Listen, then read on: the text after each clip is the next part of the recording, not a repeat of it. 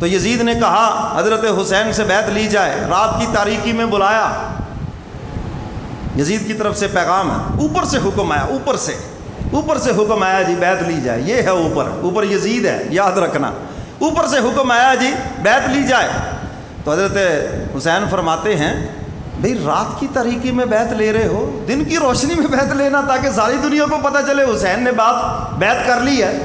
انہوں نے کہا کہ یہ تو بات بن گئی، حسین شاید دن کو بیعت کرنا چاہتے ہیں۔ انہوں نے کہا جی ٹھیک ہے، صبح سے حضرت حسین رضی اللہ تعالیٰ راتوں رات مدینہ سے نکلے اور مکہ کی طرف سفر کیا۔ اب انہوں نے ایک دن انتظار کیا، دوسرے دن انتظار کیا، تیسرے دن پتہ کیا کہاں ہے، پتہ چلا کہ وہ تو مدینہ سے چلے گئے بچوں کو لے کر یہاں سے۔ ان کا چلو ٹھیک ہے، بات ختم ہوئی، جہاں چلے گئے وہ جانے، ان کا کام جانے۔ یزید نے ان کو معزول کر دیا اور ان کی جگہ پر اور گورنر بھیجا کہ تم نے حسین کے ساتھ نرمی کا معاملہ کیوں کیا۔ حضرت حسین رضی اللہ تعالیٰ عنہ 5 ماہ تک مکہ مکرمہ میں رہے۔ کتنے ماہ تک بھائی؟ اور مکہ دارالامن ہے۔ یزید کو پتہ چل گیا کہ حسین مکہ میں چلے گئے، ان کا بات ٹھیک ہے، اور مکہ وہ جگہ ہے جہاں پر جانور کو قتل کرنا بھی منع ہے، شکار حرام ہے، منع ہے، تو وہاں پر انسان کو کون تکلیف پہنچا سکتا ہے؟ صحابہ نے مشورہ دیا آپ اطمینان سے یہاں رہے، کوئی آپ کو تکلیف نہیں پہنچائے گا، صحابہ کی اولادیں بھی یہاں موجود ہیں، اطمینان سے رہیں۔ لیکن یہ امن کوفیوں کو پسند نہ آیا۔ کن کو پسند نہ آیا؟ خط پہ خط لکھ رہے ہیں حضرت حسین کو، آپ آ جائیں مولا، آپ آ جائیں، ہم آپ کے ہاتھ پہ بیعت کرنا چاہتے ہیں، ہم جناب دیکھ رہے ہیں اسلامی قوانین پامال کیے جا رہے، جلدی آ جائیں۔ آپ مجھے یہ بتائیں کہ آج کے دور میں اگر کسی کو 12,000 میسج کر دیے جائیں کہ میری بات سن لو، تو وہ جائے گا یا نہیں جائے گا؟ ساری دنیا بھی رکے یار، 12,000 میسج، اتنے میسج آ گئے، کیا قیامت آ گئی؟ اس کی بات تو سنوں آخر۔ حضرت حسین کو میسج نہیں، 12,000 خطوط آئے، اور رؤسائے کوفے کے سرداروں نے خط لکھے، اور ایک خط میں 20 لوگوں کے دستخط، حسین آپ کوفہ آ جائیں، لوگ آپ کے ہاتھ پہ بیعت کرنا چاہتے ہیں۔ حضرت حسین رضی اللہ تعالیٰ عنہ نے چلنے کا ارادہ فرمایا، صحابہ نے منع کیا، فرمایا دیکھو آپ کے والد محترم سیدنا علی مرتضیٰ رضی اللہ تعالیٰ عنہ، انہی لوگوں نے مدینہ چھڑوایا اور پھر کوفہ کی سرزمین پہ آپ کے والد شہید ہوئے، یہ غدار لوگ ہیں، آپ ان کی باتوں کے اندر نہ آئیں، آپ نہ جائیں، اب یہ آپ سے مکہ چھڑوانا چاہتے ہیں۔ حضرت حسین فرماتے ہیں میں کوئی حکومت کے لیے تو نہیں جا رہا، میں تو ان کے بلانے پہ بیعت کے لیے جا رہا ہوں۔ کہنے لگے چلو ہم ایسے کرتے ہیں، اپنے بھائی مسلم بن عقیل کو بھیجتے ہیں، وہ وہاں کے حالات لکھے، اگر حالات سازگار ہوئے تو میں چلا جاؤں گا، حالات سازگار نہ ہوئے تو نہیں جاؤں گا۔ انہوں نے کہا چلو یہ بات ٹھیک ہے۔ حضرت مسلم بن عقیل تشریف لے گئے کوفہ اپنے 2 بچوں کے ساتھ۔ آپ نے کتابوں میں پڑھا، لوگوں سے سنا کہ کوفیوں نے جو استقبال کیا ہے، ہر گھر کے اندر امام کی دعوت، ہر گھر میں جی یہاں پہ آ جائیں، یہاں پہ تشریف لیں۔ واقعی وہ باعث برکت ہستی ہے، حضور کا خاندان ہے، ان سے بڑھ کر کون باعث برکت ہے؟ حضرت مسلم بن عقیل چچا زاد بھائی ہیں، آپ نے خط لکھ دیا کہ بھائی جان واقعی لوگ آپ کے ہاتھ پہ بیعت کرنا ہے، 12,000 لوگوں نے میرے ہاتھ پر بیعت کی ہے، تو اگر یہ لوگ آپ کے ہاتھ پر بیعت کریں تو آپ حکومت پہ اپنا پریشر بڑھا سکتے ہیں، جو اسلامی قوانین تم نے پامال کیے ان کو بحال کرو۔ بہت سے لوگ کہتے ہیں حضرت حسین اقتدار کے لیے گئے، یاد رکھنا نواسہ رسول اقتدار کے لیے نہیں گیا۔ بہت سے لوگ کہتے ہیں جنگ کے لیے گئے، میں کہتا ہوں جنگ کے لیے بھی نہیں گئے، اگر جنگ کے لیے جاتے تو 6 ماہ کا بچہ ساتھ لے کے جاتے، بیوی بچوں کو لے کے جاتے۔ آج اگر جنگ کا اعلان ہو جائے تو فوج اپنے بچوں کو لے کے جائے گی، وہاں پر اپنی بیوی کو لے کے جائے گی، جوانوں کو لے کر جائے گی۔ اگر حضرت حسین جنگ کے لیے جاتے، جنگ کا اعلان کرتے، تو پھر پورا مکہ ان کے ساتھ نکلتا، پورا مدینہ ان کے ساتھ نکلتا، صحابہ کی اولادیں ان کے ساتھ نکلتی۔ وہ تو جنگ کے لیے گئے نہیں، اپنے خاندان کے افراد کو لے کر ایک معاملے کو حل کرنے کے لیے گئے ہیں۔ حضرت حسین رضی اللہ تعالیٰ عنہ اپنے چچا زاد بھائی کے خط آنے کے بعد مکہ سے روانہ ہوئے کوفہ کی طرف، اور کوفہ کے حالات بدل گئے جب پتہ چلا کہ کوفہ کا گورنر حضرت مسلم بن عقیل کے ساتھ تعاون کر رہا ہے، اہل بیت سے محبت رکھتا ہے۔ یزید نے فوری طور پر ان کو تبدیل کیا اور ان کی جگہ پر بصرہ کا گورنر ابن زیاد کو مقرر کیا، اور یہ بڑا شاطر چلاک قسم کا آدمی تھا۔ جب یہ کوفہ میں آیا لوگ حسین کے منتظر تھے، پتہ چل گیا حسین چل پڑے ہیں، تو یہ حجاز کے رستے سے آیا، نقاب چہرے پہ ڈالا ہوا، لوگ سمجھے حضرت حسین آ گئے، لیکن یہ گورنر ہاؤس میں پہنچا، لوگ جمع ہو گئے، جب چہرے سے نقاب ہٹایا تو آدھے کوفی تو وہیں سے ہی بھاگ گئے، وہیں سے بھاگ گئے۔ اور اس نے جب کوفیوں کی بزدلی کو دیکھا، اگر وہ بزدلی نہ دکھاتے تو شاید تاریخ اور ہوتی، جب ان کی بزدلی کو دیکھا تو اعلان کر دیا، مجھے پتہ چلا ہے کہ مسلم بن عقیل یہاں آئے ہوئے ہیں، جس کے گھر میں بھی ہیں ہمیں ان کی گرفتاری چاہیے، یہاں پہ آ جائیں۔ اور حضرت ہانی ابن عروہ سچے عاشق رسول ہیں، اہل بیت سے محبت رکھنے والے ہیں، حضرت مسلم بن عقیل ان کے مہمان ہیں، پتہ چلا کہ ان کے گھر میں ٹھہرے ہوئے ہیں۔ حضرت ہانی ابن عروہ ابن زیاد کے دربار میں کھڑے ہیں، ہانی ابن عروہ تم نے مسلم بن عقیل کو پناہ دے رکھی ہے؟ جی دے رکھی ہے، ہمارے حوالے میں یہ نہیں ہو سکتا، عزت دے دیں گے، جان دے دیں گے، مال دے دیں گے، لیکن نبی کا جاہ و جلال کبھی بھی نہیں دیں گے۔ اس نے دیکھا کہ یہ تو انکاری ہیں، جلات کو پیچھے سے حکم دیا اور حضرت ہانی ابن عروہ کی گردن وہیں گورنر ہاؤس کے اندر فضا میں اڑی اور وہ جام شہادت نوش کر گئے۔ اور حضرت مسلم بن عقیل کو بھی گرفتار کیا، ان کو شہید کیا، ان کے بچوں کو شہید کیا۔ حضرت مسلم بن عقیل نے آخری فریاد یہی کی تھی، اے ہواؤ میرا یہ پیغام میرے بھائی حسین تک پہنچا دو۔ جن لوگوں نے بیعت کی تھی سب باغی ہو گئے اور فضا یہاں بدل گئی ہے، کسی طرح پیغام پہنچ جائے کہ وہ کوفہ نہ آئے، واپس مکہ تشریف لے جائیں۔ لیکن خدا کو جو منظور تھا وہی ہونا تھا، کیونکہ حضور کو بتا دیا تھا زندگی میں۔ ایک دن حضور حضرت حسین کو دیکھ کے مسکرا رہے تھے، ایک دم سے رونے لگے، پوچھا صحابہ نے ایسا کیوں ہے؟ فرمایا جبریل امین خبر دے گئے ہیں آپ کے نواسے کو آپ کی امت شہید کر دے گی۔ میدان کارزار کا نقشہ حضور کے سامنے، حضور کی آنکھوں میں آنسو آ گئے۔ تو میرے محترم سامعین، حضرت حسین مکہ سے چل کر کوفہ کی طرف آ رہے ہیں، راستے میں فرزدق شاعر ملا، فرزدق شاعر، اور اس سے پوچھتے ہیں کوفہ کے کیا حالات ہیں؟ اس نے ایک جملے میں جواب دے دیا، حسین کوفہ والوں کے دل تو تمہارے ساتھ ہیں اور تلواریں یزید کے ساتھ ہیں۔ تلواریں کس کے ساتھ ہیں؟ اچھا میں اس لفظ کو ذرا اور بھی آسان کرتا ہوں، مولوی جی اُداں تے اسی کہنے ہیں کہ ملک تے کوئی چنگا جہا حکمران آ جائے، پر اسی ووٹ کسے زرانی شرابی تے چور ڈاکو نو ہی دینے نے۔ یہ سمجھ آتی ہے بات کہ نہیں؟ ویسے کہتے ہیں جی دعا کرو جی اللہ کو چنگا حکمران لے آئے ہیں، وہ خالی دعاؤں سے تو چنگا امام نہیں ملتا، تمہیں حکمران کیسے مل جائے؟ کیوں جی سمجھ آتی ہے بات کہ نہیں؟ آج کل یہی کچھ ہے یا نہیں؟ یہ ملک روٹی کپڑا مکان کے لیے نہیں بنا، کس لیے بنا تھا؟ اسلام کے لیے بنا ہے، ہمارے بڑوں نے قربانیاں اسلام کے لیے دی ہیں۔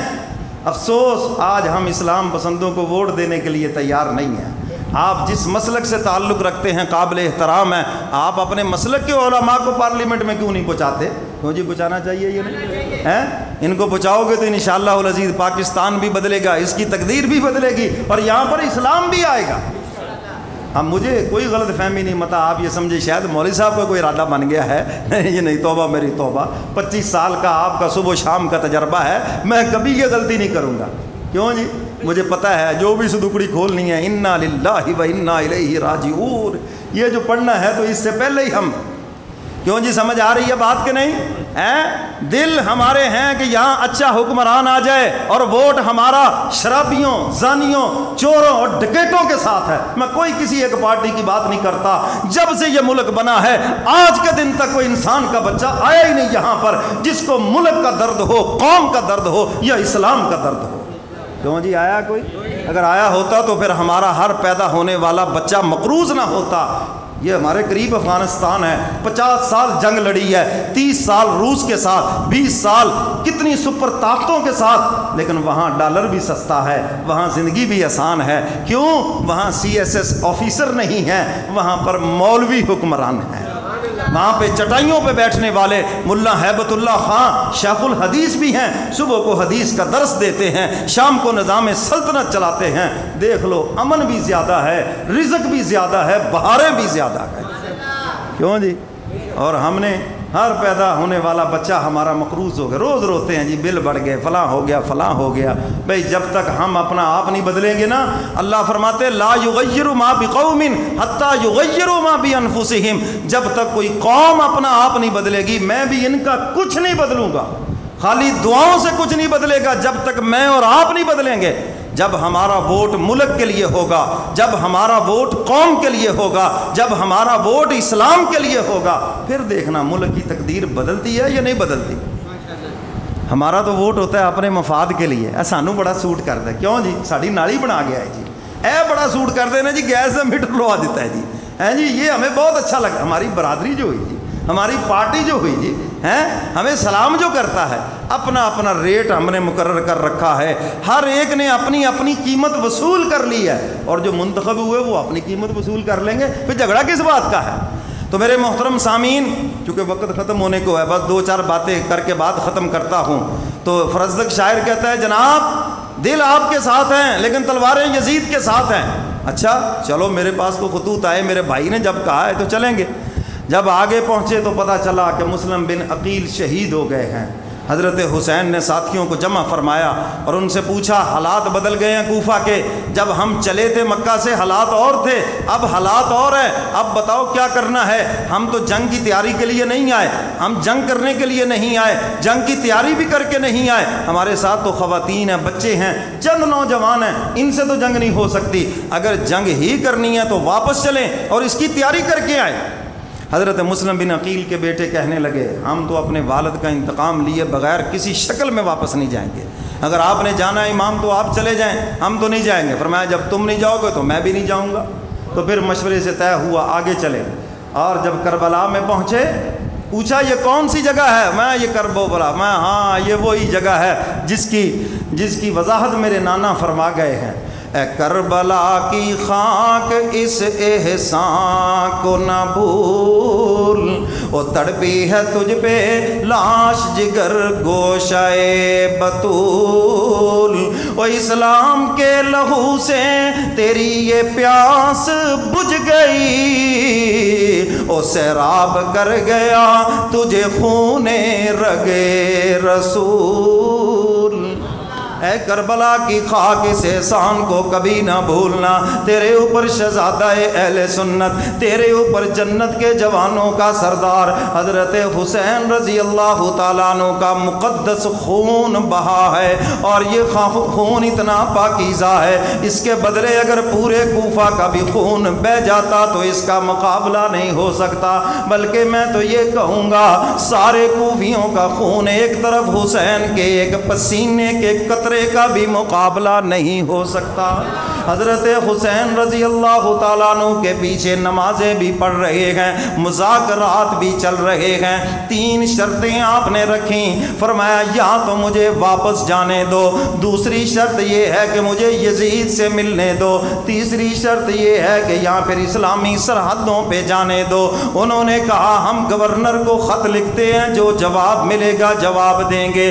گورنر حالانکہ ظالم ابن زیاد ہے، جب اس کے سامنے یہ 3 شرطیں آئیں اس نے کہا یہ تو بہت اچھا ہو گیا، معاملہ ہمارے سر سے اتر گیا، یزید جانے حسین جانے اور وہ اپنے معاملات کو طے کر لیں، ہماری تو جان چھوٹی۔ لیکن پاس بیٹھا ہوا وزیر شمر جو بغض سے بھرا ہوا تھا، بغض اہل بیت سے، وہ کہنے لگا تمہیں نہیں پتا ابن زیاد اگر یہ آدمی تمہارے ہاتھ سے نکل گیا تو پھر کبھی بھی قابو میں نہیں آئے گا۔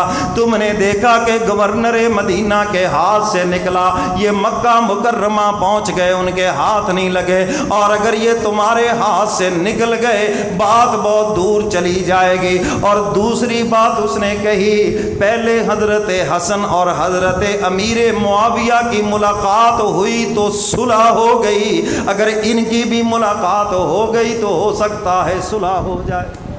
انہوں نے کہا نا نا نا نا نا نا، یہ موقع ہاتھ سے نہیں جانے دینا، یہ آپ کیا کرنے لگے ہیں؟ اور اکثر دیکھا ہے مشیر مروا دیتے ہیں۔ کون مروا دیتے ہیں؟ مشیر مروا دیتے ہیں۔ فرعون جب اس نے دیکھا نا کہ دریا میں 12 رستے بن گئے ہیں، سامنے دیکھ رہا ہے موسیٰ علیہ السلام اس کی قوم نکل گئی، انہوں نے کہا بس بھی بس، نا نا نا نا اب نہیں ہم آگے چلیں گے، سامنے آنکھوں کے دریا رک گیا، سارے جو مشیر تھا نا حامان، انہوں نے کہا نہیں جناب نہیں، بادشاہ سلامت، یہ تو بنائی ہے آپ کے لیے ہے، یہ ہوتے ہیں بیڑا غرق کرنے والے ہیں۔ مشورہ دے کے فرعون کو داخل کر دیا دریا کے اندر، جو ہی داخل ہوا دریا کو حکم ہو گیا چلو بھی بہ، غرق ہو گیا، اور پھر آنے والوں کے لیے عبرت کا نشان بن گیا۔ اللہ مہلت ضرور دیتے ہیں ظالم کو لیکن چھوڑتے نہیں ہیں۔ ان بطش ربک لشدید، پھر تیرے رب کی پکڑ بڑی سخت ہے۔ اللہ جب پکڑتے ہیں تو پھر پکڑ کر آنے والوں کے لیے نشان عبرت بنا کے چھوڑتے ہیں۔ تو اس نے مشورہ دیا نہ ان کو نہ چھوڑا جائے، تازہ فوج، پہلے 1000 فوج تھی، اب 4000 اسی شمر کو فوج دے کر بھیجی، جاؤ جا کے پھر تم سختی کا معاملہ کرو۔ اب اس کے دل میں بغض تھا اور اس نے بغیر کسی وجہ سے آ کر حضرت حسین کے اوپر تیر برسانا شروع کر دیے۔ میرے محترم سامعین، اور حضرت حسین سے ایک ہی مطالبہ ہے، بیعت کر لو بس جان چھوٹ جائے گی۔ حسین نے کہا واہ، میں نے یزید کی بیعت نہیں کی، اس کے شتونگڑوں کی کیسے کر لوں؟ جب میں نے تمہارے بڑے کی بیعت نہیں کی تو اس کی کیسے کر؟ ہاں تمہیں یہ کہا ہے مجھے اس سے ملاقات کرا دو، اور یہ ضروری نہیں کہ میں بیعت کروں گا، کبھی ہوتا ہے ہاتھوں میں ہاتھ دے کے 2 ہاتھ بھی کر لیے جاتے ہیں، میں اس سے اپنا معاملہ طے کروں گا۔ تو میرے محترم سامعین، حضرت حسین رضی اللہ تعالیٰ عنہ کا جواں بیٹا علی اکبر آنکھوں کے سامنے شہید ہو گیا۔ ہائے ہائے، جواں بیٹے کی میت کو کندھا دینا بہت مشکل ہے۔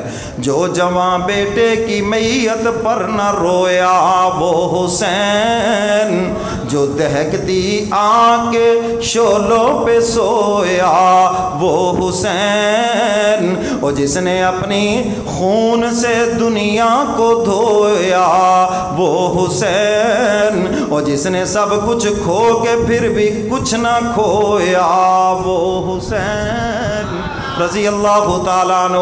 حضرت حسین رضی اللہ تعالیٰ عنہ اپنے جوان بیٹے کی لاش کو اٹھا کر خیمے میں لے کے جاتے ہیں۔ بہن زینب نے رونا شروع کر دیا، جوان بیٹا آنکھوں کے سامنے شہید ہو گیا، اور آواز آئی کہ چھوٹا ننھا علی اصغر پیاسا ہے۔ حسین اس کو اٹھا کر خیمے سے باہر لائے اور فرمانے لگے ظالموں، لڑائی تو مجھ سے ہے، لڑائی تو جوانوں سے ہے، اس معصوم بچے کے ساتھ تمہاری کیا لڑائی ہے؟ 6 ماہ کا دودھ پیتا بچہ جو پیاس کی شدت سے تڑپ رہا ہے، ایک تیر آتا ہے ننھے علی اصغر کے حلق کے اندر لگتا ہے اور ہاتھوں کے اندر ننھا علی اصغر جام شہادت نوش کر جاتا ہے۔ حضرت حسین آسمان کی طرف چہرہ کر کے عرض کرتے ہیں الہ العالمین، جو چل کر آ سکتا تھا تیرے دین کے لیے وہ چل کے آ گیا، جو چل کر نہیں آ سکتا تھا حسین اس کو اٹھا کے لے آیا۔ اے الہ العالمین، میرے بچوں کی قربانی اپنے دین کے لیے قبول فرما لیجئے۔ اب وہ وقت آ گیا حضرت حسین رضی اللہ تعالیٰ عنہ کی شہادت کا، نوجوان شہید ہو گئے، ساتھی شہید ہو گئے، اور حضرت حسین کا آخری وقت ظہر کی نماز کا وقت ہے۔ حضرت حسین سجدے کے اندر وہی اذان جو حضور نے کان کے اندر دی، وہی اقامت جو حضور نے کان کے اندر فرمائی تھی، حسین جب پیدا ہوئے وہ اذان بھی مثالی تھی۔ آج کربلا کی سرزمین پر جو حسین نے نماز پڑھی وہ نماز بھی بے مثالی ہے۔ حضرت حسین رضی اللہ تعالیٰ عنہ نے سجدے کے اندر سر رکھ کر جان آفری کے سپرد کر دی، اور یہ امت مسلمہ کو سبق دے دیا کہ باطل سے ساز باز نہیں ہوتی بلکہ اس سے ٹکرایا جاتا ہے، حق کہنا بھی ہے اور حق کے اوپر ڈٹنا بھی ہے۔ یہی حسینیت ہے اور یہی کربلا والوں کا پیغام ہے کہ حق بھی کہنا ہے اور حق کے اوپر ڈٹنا بھی ہے۔ اگر جان جاتی ہے تو چلی جائے، لیکن فرمایا کہ باطل کے مقابلے کے اندر کبھی دبنا نہیں ہے۔ کٹا کر گردنیں بتلا گئے کربلا والے، کسی باطل کے آگے جھک نہیں سکتے خدا والے۔ اللہ مجھے اور آپ کو قرآن و سنت پہ عمل کی توفیق عطا فرمائے۔ وآخر دعوانا